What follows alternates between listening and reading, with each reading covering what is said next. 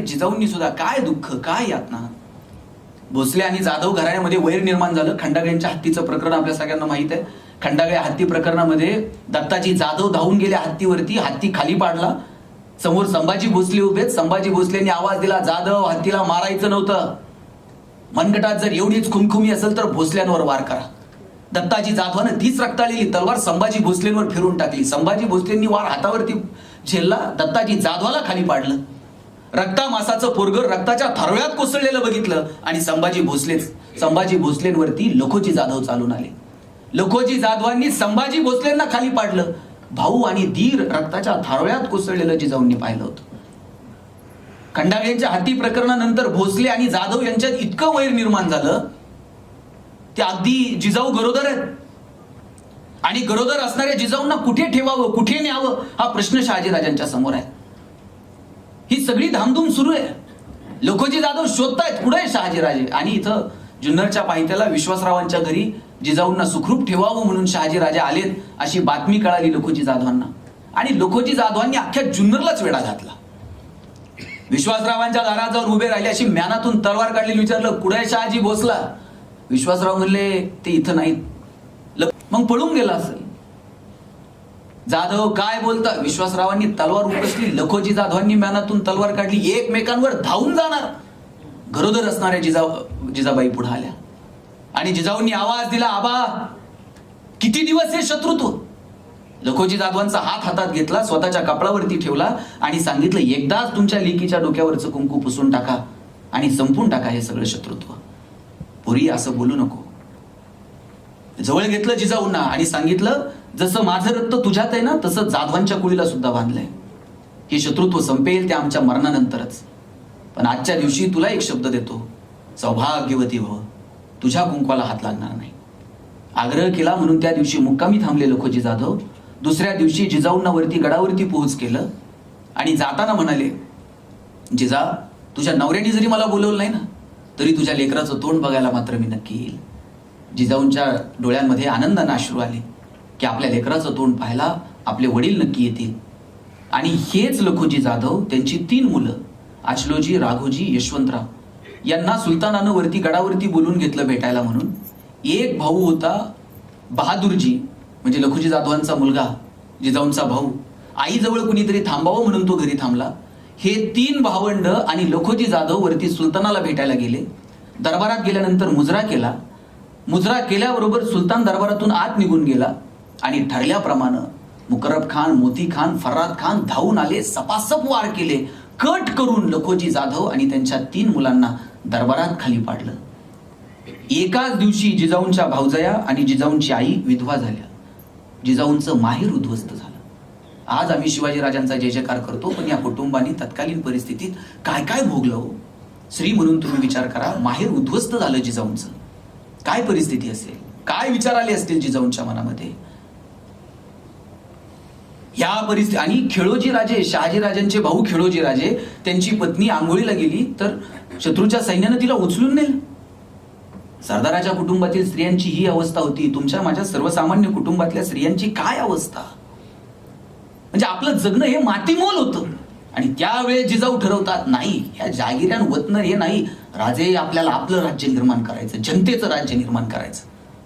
शिवाजी राजांच्या मनावरती जिजाऊंनी स्त्रियांचा आदर, शेतकऱ्यांचा आदर किंवा स्वराज्याची संकल्पना अशी काही बिंबवली की शिवाजीराजांच्या राज्यामध्ये स्त्रियांचा आदर केला गेला, शेतकऱ्यांचा सन्मान ठेवला गेला.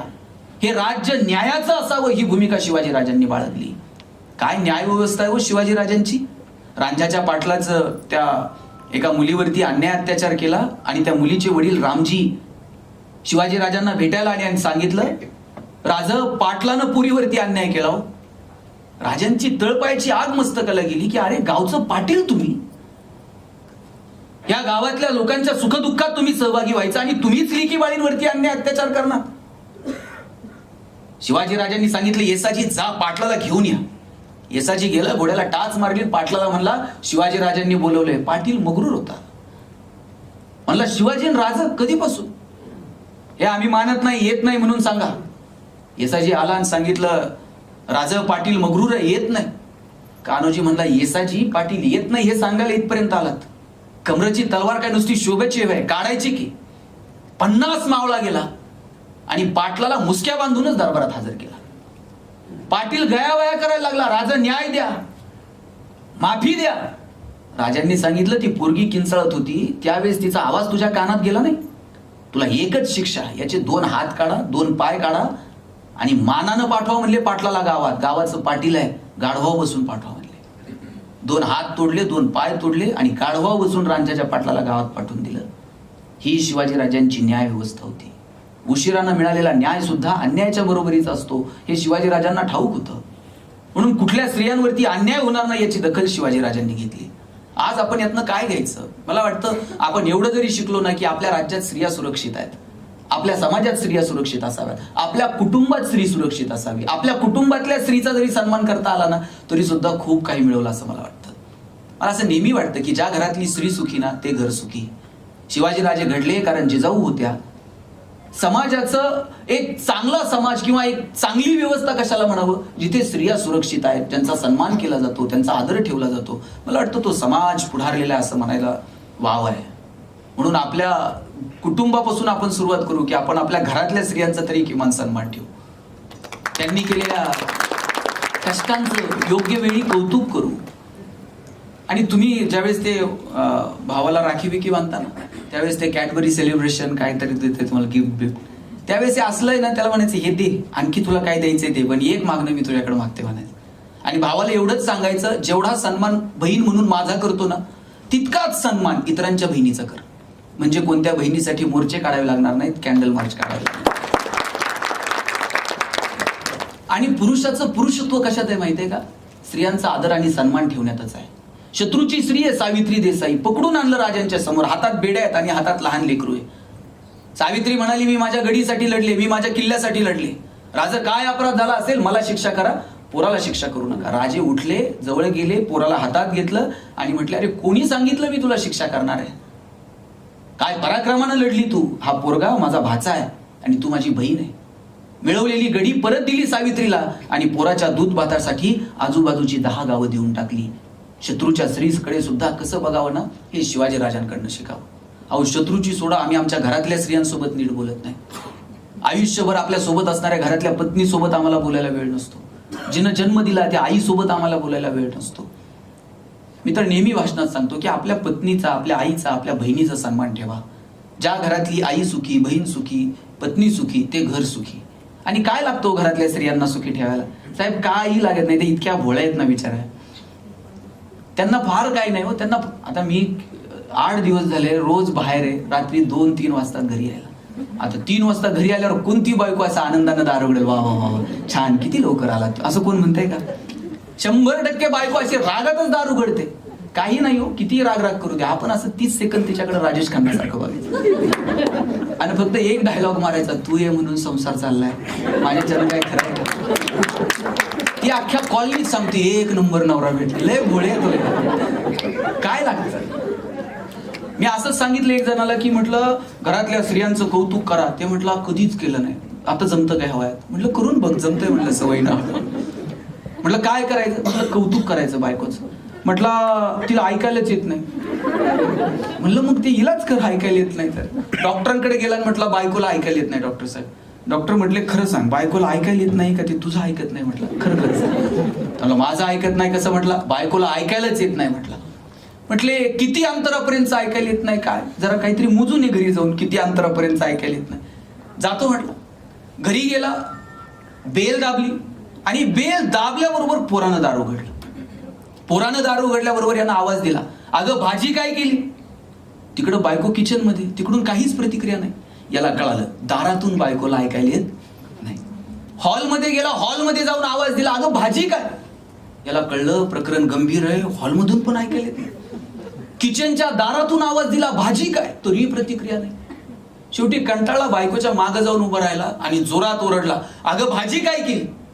बायकोनं हातातली कढई अशी दंदिशी आदळली. म्हणली 4 वेळा सांगितलं ना तुला बटाट्याची केली म्हणून.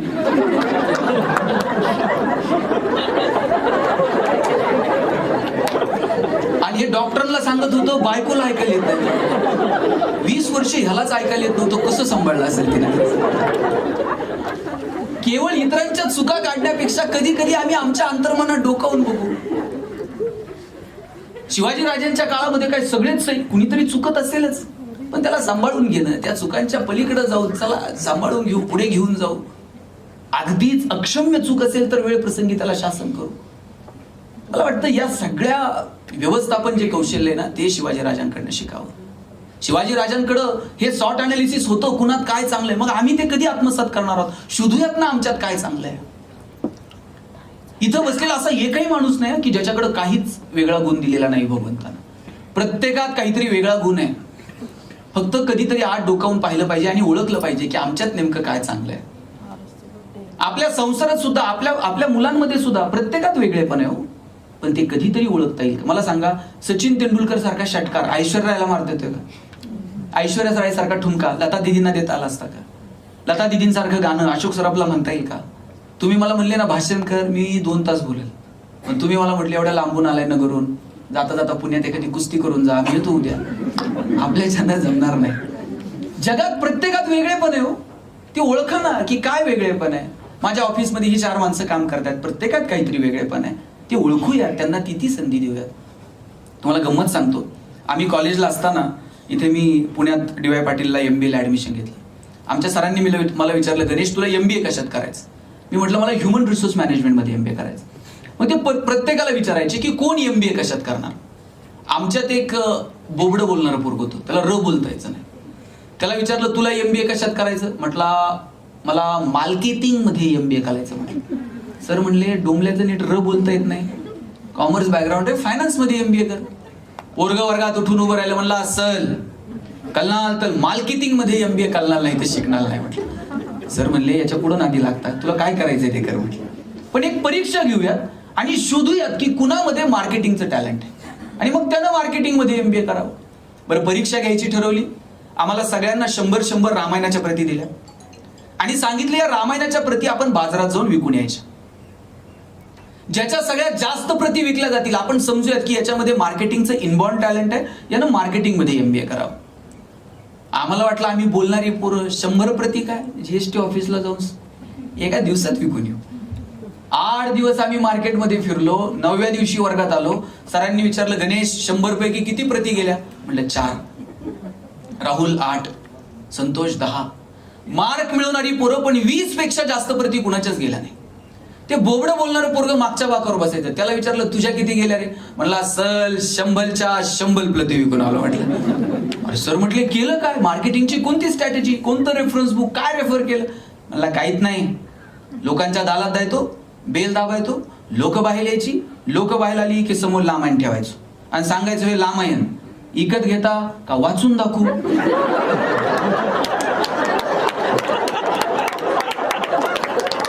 लोक म्हणायची वाचून नको दाखवू, तुझं रामायण विकत घेतो बस.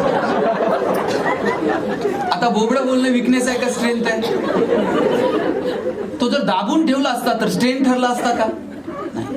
आपल्या प्रत्येकात काहीतरी वेगळेपण आहे हो, पण ते वेगळेपण जोपर्यंत आम्हाला ओळखता येत नाही ना, तोपर्यंत आम्ही असं भन्नाट जगू शकणार. शिवाजीराजांनी हेच केलं. कुणात काय चांगलं आहे? हा, शिवाकाशीत दिसायला माझ्यासारखा आहे ना, हा ठीक आहे. कोणत्या कार्यकर्त्यात काय चांगलं आहे ते शोधता आलं पाहिजे. आपल्या मुलांमध्ये सुद्धा प्रत्येकात काहीतरी वेगळेपण आहे. ते वेगळेपण ज्या दिवशी ओळखता येईल ना, त्या दिवशी आपलं जगणं सुंदर होऊन जातं. शिवाजीराजांच्या इतिहासात क्षणाक्षणाला आपल्याला पाहायला मिळेल की शिवाजीराजांनी जे जे आपल्याकडे उपलब्ध आहे त्याचं प्रॉपर वेने युटिलायझेशन केलेलं आहे. आजही 21व्या शतकात आपण वावरत असताना आणि म्हणजे आपण महासत्तेकडे वाटचाल करत असताना आपल्याकडे काय रिसोर्सेस उपलब्ध आहेत ते खरंच आपल्याला वापरता येतील का, त्या अनुषंगाने आपण विचार करायला हवा. मला खरं सांगा, दुबईमध्ये काय होतं 84-85 पर्यंत? तेलाचे पैसे होते, पण आज जगातला सगळ्यात बिझिएस्ट एअरपोर्ट दुबई आहे, जगातला सगळ्यात प्रॉफिएस्ट मॉल दुबई आहे. ते बुर्ज खलिफाला ते काही सेकंदात वरती घेऊन जात आहे, खाली घेऊन येत आहे, हजारो रुपये त्याच्यासाठी मोजावे लागतात. तेलाचे पैसे होते, पण आज पर्यटनात सगळ्यात पुढे निघून गेलं दुबई. का? त्या लोकांनी ठरवलं, त्यांना कळालं आपल्याकडे जे आहे ना ते प्रॉपर वेनं वापरून घेऊ. आम्हाला का समजू शकलं नाही? दुबईमध्ये काय निसर्ग आहे का काय? सगळं मानव निर्मित आहे, पण एक पर्यटनाचं केंद्र म्हणून आज दुबई पुढे येत आहे. आमच्याकडे तर एवढा निसर्ग भरभरून आहे, पण आम्ही का त्या दृष्टीनं विचार करू शकलो नाही? परवा मला छान वाटलं, मी इथं जेजुरीला गेलो होतो, 2-4 MBA झालेले पोरं-पोरी त्या जेजुरीचे फोटो काढत होते गडाचे. मी म्हटलं काय करता फोटो काढून? म्हटले काय करता, किती दिवस बॅनर लावायचे? म्हणले चलो दुबई, चलो सिंगापूर. म्हटलं मग? म्हणले आम्ही दुबईत बॅनर लावणार आहे, चलो जेजुरी. दुबईतली लोक जेजुरी झाली पाहिजे. आणि म्हटलं करणार काय? खालून वर म्हणले गडाव त्यांना पाय पाय घेऊन जाणार, आणि एकदा का ते घामाघूम झाले का मग त्यांना सांगणार किती कॅलरीज बर्न झाल्या. आणि रात्री म्हणले 2-2 हजार रुपये तिकीट काढून त्यांना जागरण गोंधळ ऐकायला लावतो का नाही बघा. ते काय करतील ते करतील, पण हेवा वाटला की पोरं निदान वेगळा विचार करायला लागले. का आम्ही हा विचार करत नाही हो? शिवाजी राजांना त्या काळात कळालं की आम्ही जहाजं बांधायला हवीत. शिवाजी राजांना त्या काळात कळालं की आमच्याकडे शस्त्रसाठा मजबूत असायला हवा. ही दृष्टी आहे ना, ही आमच्याकडे आम्हाला द्यावी लागेल इतिहासातून. आणि इतिहासाकडे कसं पाहायचं माहितीये का? मगाशी मी तुमच्याशी बोलताना म्हटलं की जरा वेगळ्या अंगानं आपण सगळ्या इतिहासाकडे पाहिलं पाहिजे. लगेच मला कुणीतरी म्हटलं की वेगळ्या अंगानं म्हणजे नेमकं काय? म्हणजे आपण कुणाचं तरी बुद्धी, कुणाची तरी मनं कलुषित करण्यापेक्षा इतिहासात इतकंच डोकवावं. रोज इतिहासामध्ये डोकून डोकून तुम्ही भविष्य नाही सुधारू शकणार. इतिहासाकडे कसं पाहायचं माहितीये का? गाडी चालवताना तुम्ही मधल्या आरसात किती पाहता, तितकंच इतिहासाकडे पहा. का तुम्ही गाडी चालवताना असे मागं वळून बसता? मागं वळून जर बसलात तर पुढे चालणं अशक्य होऊन जाईल. इतिहासात मधल्या आरशातनं जेवढं दिसतं ना, तितकं डोकून बघावं. इतिहासातला जो चांगुलपणा आहे, जे चांगलं आहे, ज्या चुका झाल्या त्या होणार नाहीत ना, जे चांगलं आहे, जे घेण्यासारखं आहे, ते घेता येईल ना, ते पुढच्या पिढीच्या हातात द्यावं. उगाच मन कलुषित करण्याकडे आपण भर देऊ नये. आपण कितीही इतिहास उकरत गेलो तरी सगळ्याच गोष्टी काही चांगल्या आहेत, काही नको घडायला होत्या. मग आपण म्हटलात की हे घडलं नसतं तर, हे झालं नसतं तर, आता या गोष्टी घडून गेल्या. अगदी खरं आहे, त्यात झालं नसतं तर परिस्थिती काहीतरी वेगळी असती, काहीतरी भन्नाट आणखी समोर असू शकलं असतं. परंतु इतिहासामधल्या वाईट गोष्टी घडू नयेत, ज्या चुका झाल्या त्या वर्तमानात होऊ नयेत, याची दखल घेणं आणि भविष्य ठरवणं, भविष्यासाठी प्रयत्न करणं, एवढं फक्त आपण इतिहासातनं घ्यायला हवं. ते जर घेता आलं ना तर येणार. आणि जरा जग कुठं चाललंय आणि आपण कुठे आहोत. मी गेली आजची 8 दिवस झाले, मी अनेक शिवजयंत्यांना व्याख्यानाला गेलो. साहेब, शिवाजी महाराजांविषयी प्रचंड आदर आहे, प्रचंड प्रेम आहे. शिवाजी राजांना डोक्यावर घेऊन मिरवावं अशी भावना आहे आमची सगळ्यांची हो. पण राजांना किती पोरं हृदयात मुरू शकले, किती जण डोक्यात घेऊ शकले. नको नको त्या गाण्यांवरती व्यसनाधीन झालेली पोरं पाहिल्यानंतर वाटतं शिवाजीराजे काय विचार करत असतील, कशासाठी स्वराज्य निर्माण केलं, काय आजच्या पोरांची दशा आहे. सरदाराच्या पोटी जन्माला आलेले शिवाजीराजे स्वराज्याचा संकल्प करतात आणि स्वराज्य निर्माण करतात, हे धाडस शिवाजीराजांनी दाखवलं. छोट्या छोट्या कारणांसाठी आत्महत्या करणारी माणसं जर राजे पाहत असतील तर म्हणत असतील काय शिकलात तुम्ही इतिहासातून? अरे माझ्या समोर काय कमी संकट होती? पण राजे कधी गर्भगडीत झाले नाही. मिर्झा राजे सोबत तह झाला, 23 किल्ले द्यावे लागले हो. 1 वर्ष पीक सापडलं नाही म्हणून आम्ही आत्महत्या केल्या. उद्योगात व्यापारात अपयश आलं म्हणून आम्ही आत्महत्या केल्या. मनासारखं पोस्टिंग मिळालं नाही म्हणून आम्ही आत्महत्या केल्या. अमुक एखाद्या कॉलेजला नंबर लागला नाही म्हणून पोरांनी आत्महत्या केल्या. व्हॅलेंटाईनला कोण नाही म्हणलं, 65 कामांसाठी लोक आत्महत्या करतात. शिवाजीराजे एक किल्ला द्यावा लागला हो मिर्झा राजेला. काय अवस्था झाली असेल शिवाजीराजांच्या मनाची. आयुष्याच्या या टप्प्यावरती आपण लहान लहान पोरं घेऊन इथपर्यंत आलो आणि आता स्वराज्यातले एवढे किल्ले औरंगजेबाला असे देऊन टाकायचे. एखादा सर्वसामान्य माणूस असता तर म्हटलं असता बास आता खूप झालं, देऊन टाकू औरंगजेबाला. आयुष्याचा बाकीचा काळ आहे ना जरा आनंदात औरंगजेबाशी थोडंसं जुळून घेऊ आणि आनंदात जगू. औरंगजेबाला भेटायला गेले, बरं एकटे गेले नाही साहेब, सोबत संभाजीराजांना घेऊन गेले. मग मधला जो प्रवास आहे त्या मधल्या प्रवासात संभाजीराजे आणि शिवाजीराजे काहीतरी बोलणं झालं असेल एकमेकांचं. काय बोलले असतील मधल्या प्रवासात शिवाजीराजे संभाजीराजे? शिवाजीराजांनी सांगितलं असेल संभाजीराजांना स्विस बँकेत आपला अकाउंट आहे, पासवर्ड तुला सांगतो. काय बोलले काय असतील? शिवाजीराजांनी सांगितलं असेल संभाजीराजांना, राजे आतापर्यंत तुम्ही जिंकणं बघितलं, आतापर्यंत तुम्ही यश बघितलं, आयुष्यातला संघर्ष सुद्धा जवळून बघा, चला माझ्यासोबत. सोबत घेऊन गेले आणि तिथं गेल्यानंतर औरंगजेबानं खुश होऊन संभाजीराजांना एक हत्ती भेट म्हणून दिला. आणि थोडीशी गंमत करावी म्हणून दिलेर खान म्हटला, शंभू राजे आप इतने छोटे हो और हाथी इतना बड़ा है, इस हाथी को आप महाराष्ट्र में कैसे ले जाओगे? एवढासा संभाजी राजा दिलेर खानाच्या डोळ्यात डोळे घालून सांगतो, ये तो जानवर है, बैठ कर जाएंगे, नहीं आया तो खींच कर ले जाएंगे, लेकिन हमारे आबा साहब ने जो आपको किले दिए हैं वो तो अभी महाराष्ट्र में है, उन्हें आप आगरा कैसे ले आओगे? एवढ्या एवढासा संभाजी राजा पण माहित होता आत्ता हात दिलेत आणि गेल्यावर घेऊ की परत. ते काय आग्र्याला थोडीच घेऊन जाईल, तिथंच आहेत, गेल्यावर परत घेऊ. आणि परत एक एक किल्ला शिवाजीराजांनी घेतला आणि स्वराज्य उभं केलं. अरे संकटाच्या पुढे असं छाती काढून उभं राहता आलं पाहिजे. एखाद्या संकटानं गर्भगळीत होणं आणि आत्महत्या वगैरे असले विचार मनात येणं, आम्ही काय इतिहास अभ्यासला? आम्ही इतिहास आहे ना फक्त साहेब औपचारिकता म्हणूनच इतिहासाकडे पाहिलं, मार्कांसाठी.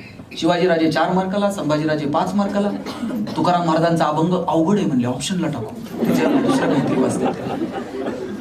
परवा तर 10वीतलं पोरग मला विचारत होतं, सर यावर्षी मराठीच्या पेपरला ज्ञानदेव पडणार आहेत का तुकाराम पडणार आहेत? म्हटलं हे पडतील कसे ज्यांनी महाराष्ट्र उभा केला? सगळंच कसं मार्कांसाठी असू शकतं? मुळात आहे ना आपल्या, आता त्या शिक्षण पद्धती आणि ते आजच्या अनुषंगाने नाही बोललेलं बरं, पण मुळातच आपला शिक्षणाकडे बघायचा दृष्टिकोनच इतका बदलून गेलाय ना. म्हणजे फक्त मार्कांसाठी शिकायचं, ठराविक परीक्षा पास होण्यापुरतं शिकायचं. या पेपरला एवढेच मार्क, मागच्या वर्षी कोणते क्वेश्चन रिपीट झाले, परत हे होणार आहेत का, इतकं कॅल्क्युलेटेड शिकतो आपण सगळं. अरे जगणं सुंदर करण्यासाठी शिक्षण आहे. जीवनाच्या पेपरमध्ये रोज नवीन प्रश्न आहेत, कोणते प्रश्न परत रिपीट होणार आहेत?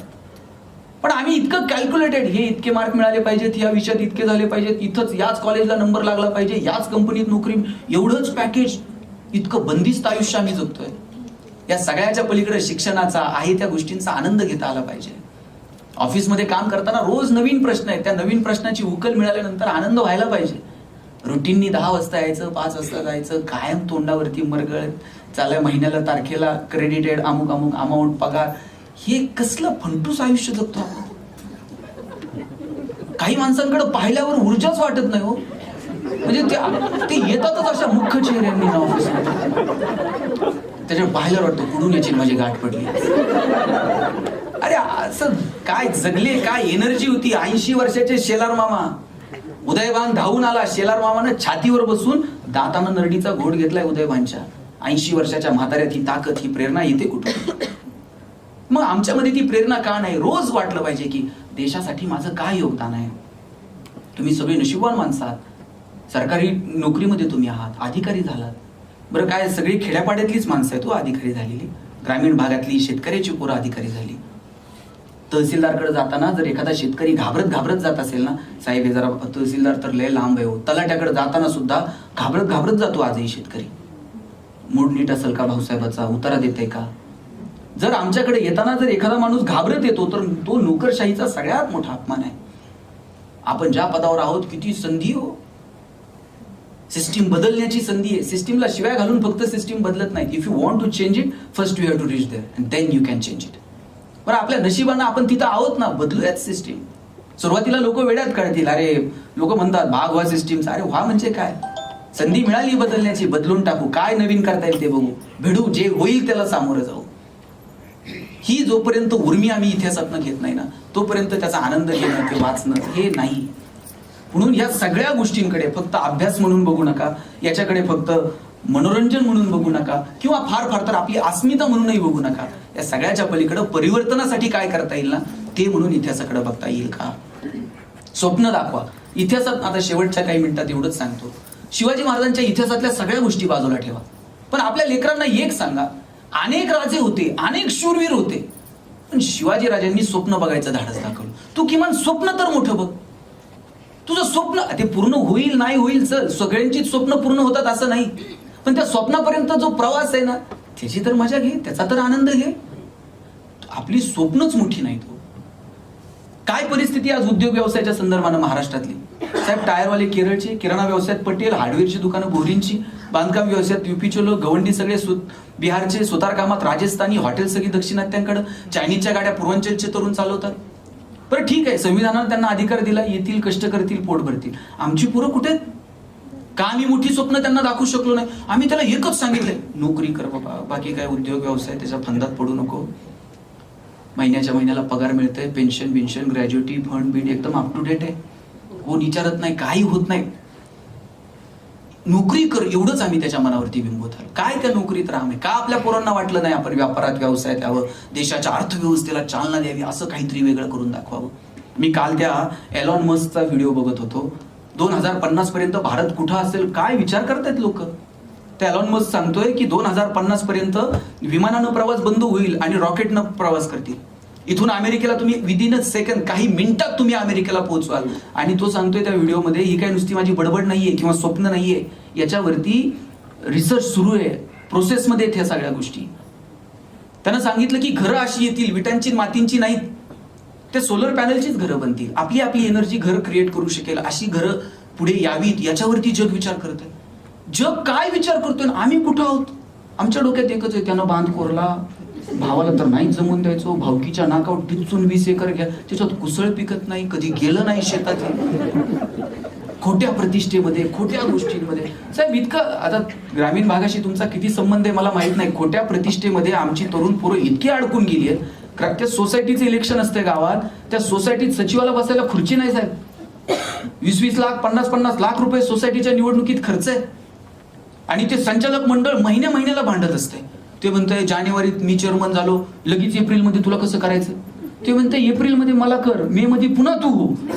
तुला एप्रिलमध्ये काय? म्हणला पोराचं लग्न आहे, पत्रिकेवर नाव टाकाय पुरतं तर चेअरमन व्हायला. पुढे घेऊन चाललोय आम्ही या सगळ्या प्रतिष्ठेला. काय पेरायचं, काय पाहायचं याच्यातनं? मला वाटतं याचा थोडासा विचार करा. शेवटच्या काही मिनिटात सांगतो की मी का म्हणतो की पोरांनी उद्योग व्यवसायात या. ज्या देशाचा व्यवसाय मोठा, ज्या देशाची आर्थिक नाडी मजबूत, त्या देशाला बाकीच्या सगळ्या गोष्टी म्हणजे बाकीचे संस्कार करायला थोडीशी फुरसत मिळते. बेसिकच नड आहे ते, बाकीच्या काही फार गप्पा मारायला त्याला वेळ नसतो. ते खायची प्यायची पंचायत आहे. हो, तुम्ही काय आम्हाला बाकीच्या गोष्टी सांगता? मी असंही म्हणत नाही की केवळ आर्थिक विकासावरती शाश्वत विकास अवलंबून आहे.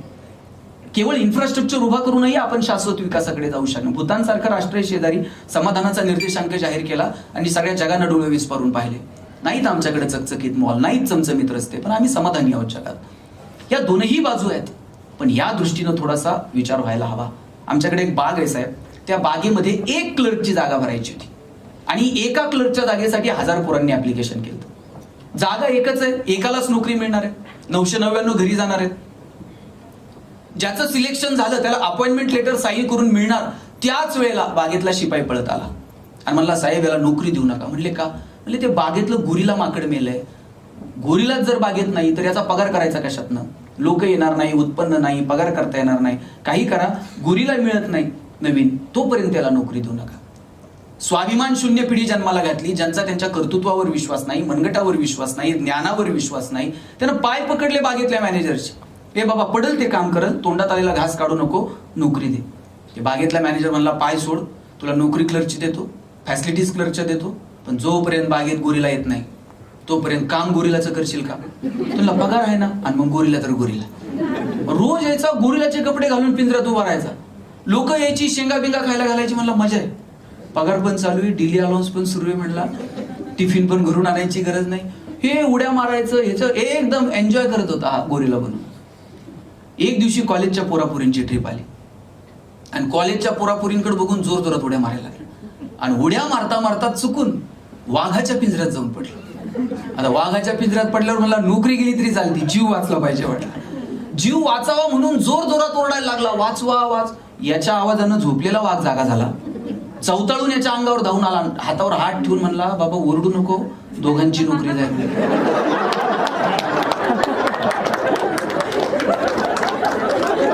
नंतर कळलं गोरिलाच्या भूमिकेत BSc झालेलं होतं आणि वाघाच्या भूमिकेत MSc झालेलं होतं. आमचा आमच्या ज्ञानावर विश्वास असला पाहिजे. अरे काय चल हे नाही ना, ठीक आहे दुसरं काहीतरी करून बघू. प्रत्येक जोपर्यंत आमचा आत्मविश्वास ही अशी बाजू आहे ना, आणि स्वाभिमान. शिवाजीराजांच्या इतिहासातून या दोनच गोष्टी आज इथून घेऊन जाऊ, आत्मविश्वास आणि स्वाभिमान. काय स्वाभिमान? साताऱ्यामध्ये कर्मवीर भाऊराव पाटलांनी शिवाजी विद्यालय सुरू केलं छत्रपतींच्या नावाने. 1-1 रुपया गोळा करायचे ती शाळा चालवण्यासाठी. जात्यावर दळणारी बाई सुद्धा मुठभर धान्य शिवाजी विद्यालयासाठी काढून ठेवायची, तिला मुष्टीफंड योजना म्हणायची. एका व्यापाऱ्यानं भाऊराव पाटलांना कळवलं की 1-1 रुपया काय गोळा करताय, मोठी मदत करतो, तुम्ही माझ्याकडे या. भाऊराव पाटलांना 1 लाख रुपयाचा धनादेश दिला आणि सांगितलं वेळ पडली तर आणखी पैसे देईल, पण माझी एक अट आहे, शाळेला दिलेलं तेवढं राजांचं नाव काढा आणि माझ्या बापाचं नाव द्या. भाऊराव पाटलांनी हातात आलेला 1 लाख रुपयाचा धनादेश व्यापाऱ्याच्या तोंडावर फेकून सांगितलं गोरगरिबांची पोरं शिकावीत याच्यासाठी वेळ पडली तर भाऊराव पाटील स्वतःच्या बापाचं नाव बदलेल, पण शाळेला दिलेलं शिवाजीचं नाव मात्र बदलणार नाही. हा स्वाभिमान आहे हो. हा स्वाभिमान आणि आत्मविश्वास, आमच्यामध्ये आत्मविश्वास असला पाहिजे.